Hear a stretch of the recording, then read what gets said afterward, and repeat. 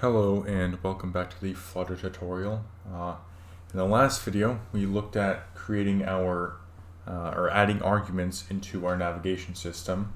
But now we're going to go ahead and solve a couple of the problems, and then I'm also going to alleviate a lot of your anxiety over the animations that I teased you about in the last video. So what we have now is we have our stack navigator, and we can go page 2, and we can go back. And the one problem that we did run into is, why is this still here? Well, the reason why that's still here is because we don't call navigator.pop. If we go into our navigator class and in our send_to function, we don't actually call navigator.pop at all. And if we do call navigator.pop, it will close. It will close the actual navigator, or the stack navigator. But the trivial part about this is that we don't always want to close that. For example, if we press this button here, go to page 2, and we go back, there's no navigator still left open because we didn't get to this page from the stack navigator. So what we want to do is we want to add a property or an argument into our send_to function. And the way we're going to program this in is we're going to make args. We're not going to make it optional anymore. We're just going to put it in curly braces. So in Dart, you have the option to make parameters optional with the square brackets, and then you can also make them named. So you have to name which parameters is coming. And you do that using curly braces. It's kind of like a dictionary. So when we do that, we can do args, and then we also want a bool pop, and this is set to true by default. That'll just come. It'll just be easier in this. Or actually, let's set it to false by default. Yeah, that'll be easier. All right, so save that. So you see it's gonna format it down here. And then we go in the first line of send_to, we want to say if pop, we're just going to say navigator.pop context. And then, so what are the cases in which we do want to pop? So all it's going to be is just in the send_to with the, in the list. So that's just going to look like this, true. But the tricky part is here, because these two arguments are now in curly braces, we have to specify their name. So args becomes args:args at route, and then pop is true. And then that'll give us the rest there. And then we can also say here, pop is true. So yeah, that should be good there, and we can test this out now.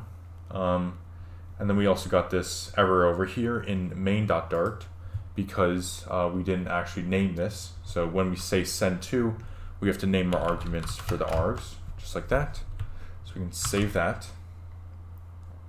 It got, let me just make sure that's all right. Yeah, that looks good. Okay. So now let's look at our app. We go into here, press page 2, good, go back. You see that there's no navigator open. Press go to page 2 in the button, not through the navigator, and then go back, see it's still there. Or there's no navigator there. Let's try going there, and then we press this button, and it's not there. So essentially all we're doing is when we say navigate to this page, we want to pop the drawer out first before navigating to that page. All right. Yeah, so that is essentially the popping problem. Now we're going to work on the animation thing. This should be relatively quick. All right, so when we say push page route builder or navigator, we can specify a second argument, and that's just going to be transitions builder, and it's going to be a function that takes in 4 parameters. So context, animation, secondary animation, and child. And this can do that. Just like that, okay. And then in the transitions builder, what we're going to want to do is we essentially want to create a path for this animation to take. So kind of transition that I want to get is I want to get the new screen to go from the bottom right to the top left. So what we can do there is we're going to specify a beginning state. So begin is equal to offset at 0.0x and 1.0x and 1.0y. In most graphics screens, the top left is 0, 0, and the bottom right is 1, 1. That's just technically how it works. And then var end is equal to offset.0. That's like just top left, your origin.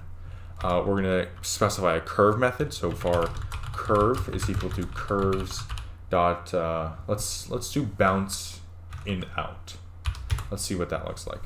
And then we're going to want to tie these three things together using something called a tween. So var tween is equal to a tween with the begin state begin, end state of end, and then we dot chain them together using a curve tween, and we just specify the curve method as curve.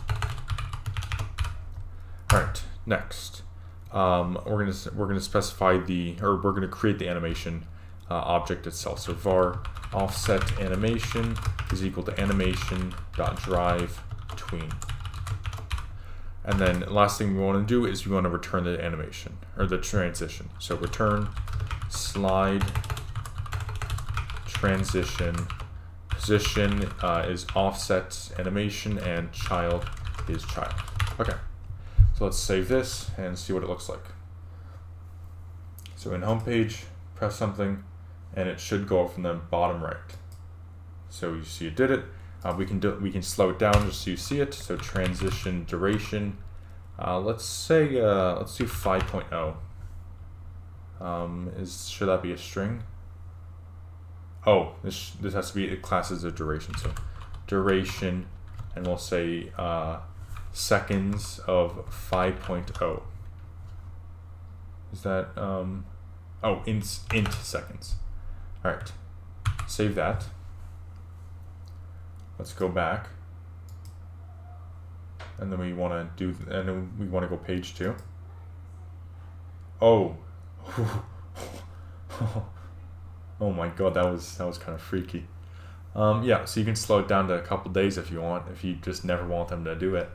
But yeah, that is slide animations, transitions, and we fixed the popping problem.